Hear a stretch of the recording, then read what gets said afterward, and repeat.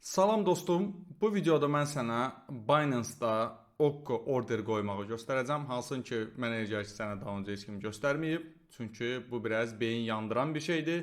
Və bir neçə dəfə videoya baxandan sonra ola bilər ki, tam bunu dərk edə bilərsən. Ola bilər kimsə elə ilk dəfədən başa düşdü ki, söhbət nədən gedir. İndi isə biz Binance birjasında davam eləyəcəyik bunu və xatırladıram ki, mənim göstərdiyim bütün videolar sadəcə olaraq tədris xarakterli videolardır və heç bir halda yatırım məsləhəti verən videolar deyil. Ona görə də yatırım etməmişdən əvvəl başa düşməlisən ki, bütün risklər sənin özünə aiddir. İndi isə gəlin baxaq görək bizə bu OKKO order hansı imkanları verir. Biz OKKO order vasitəsilə nə edə bilərik? Kimsə bunu OKKO deyir, kimsə bunu OSO deyir. Hələ bir cür deyir, mən OKKO deyirəm və belə gedir məndə. Yəni siz başqa cür deyə bilərsiniz. Biz bilirik ki, normalda biz limit order eləyə bilirik Binance birjasında, market order eləyə bilirik Binance birjasında. Yeri gəlmişkən elə Binance birjasının linki də videonun altında var. Bu ayın yox, gəlin ayın 9-na kimi bizdə kampaniya var. 15 dollara yaxın bonus apara bilərsən. Mütləq şəkildə referral linkdən istifadə edib qeydiyyat keç ki, 10 dollarlıq trade eləsən 15 dollarda bonus qazanasan. İndi isə davam eləyək öz işimizə. Burada görürük limit order var, hansı ki normal qaydada biz yazırıq ki, biz məsəl üçün burada mən arbitrumu götürmüşəm. Başqa coinlərdən də eləyə bilərsiniz. Mən sadəcə arbitrumdan 30 sent belə deyək də xırda rəqəm olduğuna görə daha rahat video olsun deyənə, daha rahat başa düşəsiniz deyənə bu coini seçmişəm. 30 sentdən alış qoyursunuz order falan və alırsınız və bu baş verir. Bunu bilirik. Market orderi də bilirik. Hər bir kəs market orderdən başı çıxır ki, bilir ki, nədir. Burada belə bir bölüm var. Düzdür, stop limit, stop marketdə demək olar ki, OKKO kimi bir şeydir. Amma OKKO bunun daha belə deyək də version 2, yəni daha üst versiyasıdır və OKKO bizə hansı imkanları verir? İndi gəlin ona baxaq. Seçirik OKKO. Burada trading bölümündə balansımız bizim hal-hazırda 50 USDT var. Biz burada yəni məcbur deyilik alış eləməyə, sadəcə göstərə də bilərik. Burada məsələ nədir? Burada görürsünüz bir neçə dənə bizdə burada damalar var. Yəni biz limit orderdə görürük ki, 2 dənə dam var. Başa düşdüm, qiyməti yazdım, bir də sayı yazdım, aldım. Amma burada biraz başqa cür damalar var, başqa cür məsələlər var. Biz ilk öncə alış OKKO orderinə baxacağıq ki, alış order OKKO necə işləyir, sonra isə satışa da həmçinin baxacağıq. Məqsəd burada nədir? Məqsəd burada sadəcə futuresda qoya bildiyiniz stop loss ya da take profit kimi bir şeylər qoya bilmək imkanlarıdır. Məsələn, bizim hal-hazırda balansımızda ancaq USDT var və arbitrum heç yoxdur. Və nə edirik? Biz Binance birjasında belə bir order qoyuruq ki, 0.28-dən şərt qoyuruq. 0.28-dən mənim üçün arbitrum al. Bu bizim qoyduğumuz orderdir. Və deyirik ki, stop loss trigger. Yəni deyirik ki, ola bilər ki, bazar 0.28-ə düşsün və biz belə deyək də bu alışı eləyək. Ola bilər, mümkündür. Amma ola da bilər ki, bazar yuxarı getsin və biz arbitrum almadan belə deyək də davam eləyək. Ona görə də bu baş verməməsi üçün biz alışa stop loss qoyuruq. Bir növ istəyirik ki, birdən bizim dediyimiz 28 sentə gəlməsə bazar və başlasa ancaq qalxmağa, bizim yerimizə Binance, bizim balansımızdan 325 ilə, məsələn 0.325 ilə ya da 33 sentlə deyək, yəni çox rəqəmləri istəmirəm uzatmaq, xırda 28, 33 bax belə ki, daha rahat olsun. Deyirik ki, 0.33-ə qalxsa birdən belə bir şərt qoyuruq ki, bax 0.33-ə qalxsa birdən, yəni biz zaten 28-ə order qoyuruq, alış orderi qoyuruq, istəyirik ki, alaq. Amma ehtiyatda eləyirik ki, 0.28-ə birdən gəlməz, bazar başlayar sürətlə qalxmağa, biz gəmidən kənar qalırıq, ala bilmərik. Belə bir şey fikirlə yaşayırıq, belə deyək, fikirləşirik və qoyuruq ki, 0.33-ə qalxan kimi qiymət Binance mənim yerimə market qiyməti ilə, yəni 0.33-dən yəni daha yuxarı hansısa bir qəpik quruş da ola bilər, yəni 0.33.05 da ola bilər, 0.33.15 da ola bilər qiymət. 100 məsəl üçün arbitrum alsın. Belə bir göstəriş verir və görür ki, 33 dollar eləyəcək əgər bu qiymətdən alsa. Burada 2 dənə alış imkanı var. Bazar düşsə 0.28-dən alacağıq, məsələn arbitrumu. Bazar qalxsa 0.33-dən bizim yerimizə alacaq ki, çünki artıq bazar başlayıb qalxmağa və ola bilər ki, 0.33-dən sonra daha da yuxarı getsin. Ola bilər ki, bazar getməsin də yuxarı. Yəni bu da mümkündür. Bunu da belə deyək, nəzərinizə alın. Ola bilər ki, bazar getməsin yuxarı. Yəni 33-ə dəyib düşə də bilər və bir növ siz burada ziyanda ola bilərsiniz. Amma yenə də order qoymaq imkanı var.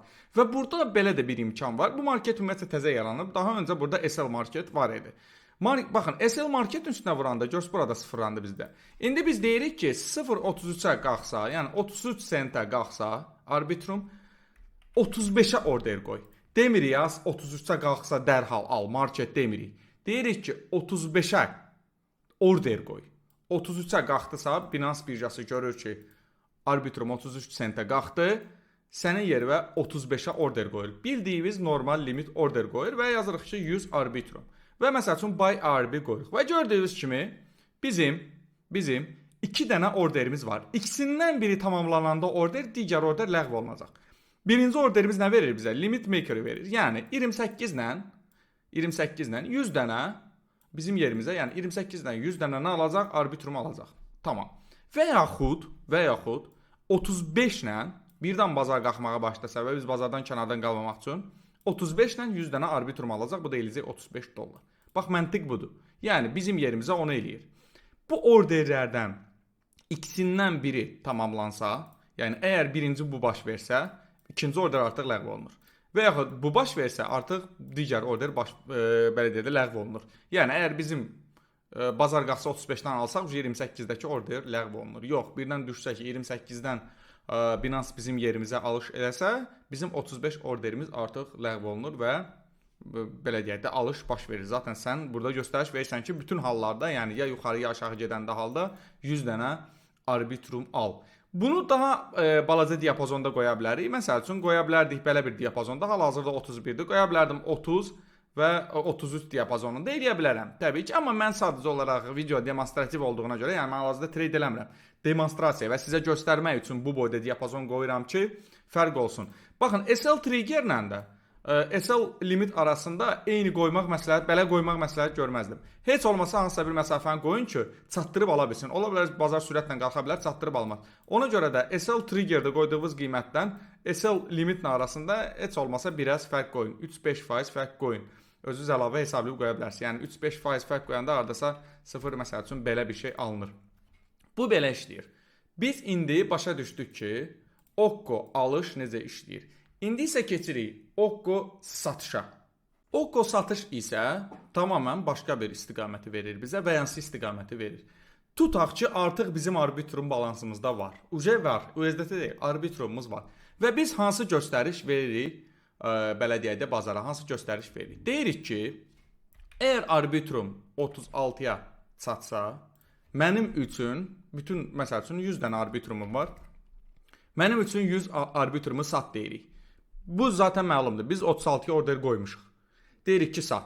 Amma biz həmçində istəyirik ki, birdən bazar aşağı getsə, yəni stop loss qoyuruq. Birdən bazar aşağı getsə, 0.29-a mənim üçün satış et. Yəni burada market seçsək, 0.29 qoysaq, mənim üçün satış et. Bu nə deməkdir? Biz almışıq arbitrumu, tutaq ki, hal-hazırki qiymətdən 31-dən. Deyirik ki, 36-ya gəlsin, satış baş versin və biz profit götürək. Amma deyirik ki, eybi yox, birdən bazar başlasa düşməyə və arbitrumun növbəti qiyməti 29-a gəlsə, yəni aşağı düşsə, sat getsin, ziyanla da olsa sat getsin, stop loss, yəni daha aşağı çox itki verməmək üçün. Bildiyimiz stop lossdur, amma bu stop loss futuresda deyil, bu spot stop lossudur. Belə bir prinsiplə işləyir bu. Və yaxud deyirik ki, yenə qalır bizdə TP limit, yuxarı limit. Yəni deyirik ki, 36-da Binance 36-da gəlsə arbitrum sat mənə yerimə profit götürək 36 dollar, belə deyək, eləyəcək 100 dənəsi. Və yaxud deyirik ki, birdən qiymət 30-dan aşağı düşsə, 30 sentdən düşsə, daha doğrusu 30-a dəysə, yəni 30.0000-dan gedir söhbət. Yəni bax, belə bir qiymətə gəlsə, deyirik ki, bizim üçün bu diapazona, yəni bura 100 arbitrumun satışına order qoy, sell ARB. Bununla da biz avtomatik olaraq nə edirik? Stop losslu satış qoyuruq. Yəni bir növ pozisiyamızı stop loss və take profit ilə eləyirik. Yəni take profit limitimiz odur ki, qazanc 36 sentəcən bəs eləyir, 36-ya qalxsa sat. Sonra da deyirik ki, birdən 30-a düşsə arbitrum 0.295-ə order qoy. Və təbii ki, orada yəni düşünürəm ki, 0.295-ə kimi gəlsə qiymət satış baş verəcək. Yox, birdən 0.296-dan qayıtsa qiymət, təbii ki, satış baş verməyəcək. Çünki Binance, yəni siz yatanda və yaxud evdə olmayanda və yaxud Binance-a girmək imkanınız olmadığı halda Sizin yerinizə qiymət bura dəyəndə Binance siqnal çatacaq ki, sən, yəni user, bu adam istəyib ki, order qoyma o yerinə. Binance bu qiyməti görən kimi avtomatik olaraq 295-ə sizin yerinizə order qoyacaq 100 RB-nin satışın. Əgər ora qiymət gəlsə, satış baş verəcək. Yox, 296-dan qayıtsa heç nə baş verməyəcək. Sadəcə olaraq sizin order yəni qalacaq 295-də. Yəni 295-də yəni də sizin stop loss'unuz qalacaq. Birdən ondan sonra qalsa 0.36-ya təbii ki 0.36-dan da satış eləyəcək və xeyirlə çıxacaqsınız. Bax belə işləyir bu. Ümid eləyirəm ki, başa düşə bildiniz. Əgər nə isə başa düşmədinizsə, kommentdə yazın. Bütün hallarda kanala abunə olun ki, daha ətraflı məlumatlar toplaya biləsiniz. Bunlar haqqında yeni videolar çəkəcəm. Digər imkanlar haqqında təbii ki. Və Binance birjasında da trade etmək üçün də referral link videonun altında var. Hansını ki istifadə edə bilərsiniz. Bu qədər dostlar, özünüzə müğayət olun. Hər kəsə uğurlu tradelər.